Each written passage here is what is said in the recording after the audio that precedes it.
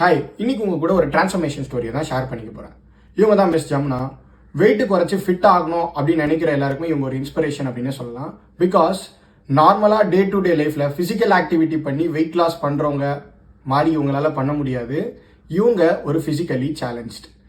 பிறந்த ஒரு 7th மந்த்லயே polio attack ஆகி லோவர் பார்ட் ஆஃப் த பாடி கம்ப்ளீட்டா வந்து இன்ஆக்டிவ் ஆயிடுச்சு. ஆப்வியஸா எக்ஸஸ் வெயிட்ல இருந்தாரே நிறைய ஹெல்த் இஷ்யூஸ் இருக்கும். இவங்க பார்ன் அண்ட் க்ரோ ரெண்டுமே வந்து எக்ஸஸ் வெயிட்ல இருக்கிறாங்க. அதனால இவங்களுக்கும் நிறைய ஹெல்த் இஷ்யூஸ்ல சஃபர் ஆயிருக்காங்க. லைக் ஹெட் ஏக்கு, ஸ்ட்ரெஸ்ஸு, அதுக்கப்புறம் இர்ரெகுலர் பீரியட்ஸு, சுத்தமாக பசியே எடுக்காம இந்த மாதிரி நிறைய ப்ராப்ளம்ஸ் வந்து இவங்க ஃபேஸ் பண்ணிட்டு இருந்தாங்க. அண்ட் இவங்க வெயிட் லாஸ் பண்ணி ஃபிட் ஆகணும் அப்படின்ற டெசிஷன் எடுத்து இந்த ப்ரோக்ராமை ஸ்டார்ட் பண்ணாங்க.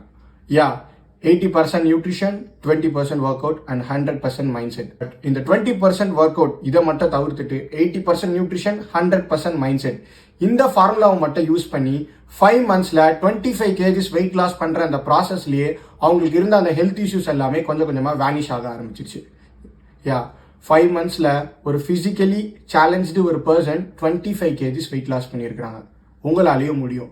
நீங்களும் வெயிட் லாஸ் பண்ணி ஃபிட்டா ஹெல்த்தியா இருக்கணும் அப்படின்ற டெசிஷன் எடுத்திருக்கிறீங்களா? எனக்கு டிஎம் பண்ணுங்க, இல்ல பயோல இருக்கிற லிங்கை ஃபில் பண்ணுங்க. ஸோ நீங்க எங்களோட டீம்ல ஜாயின் பண்றதுக்கு நான் சப்போர்ட் பண்றேன். All the very best.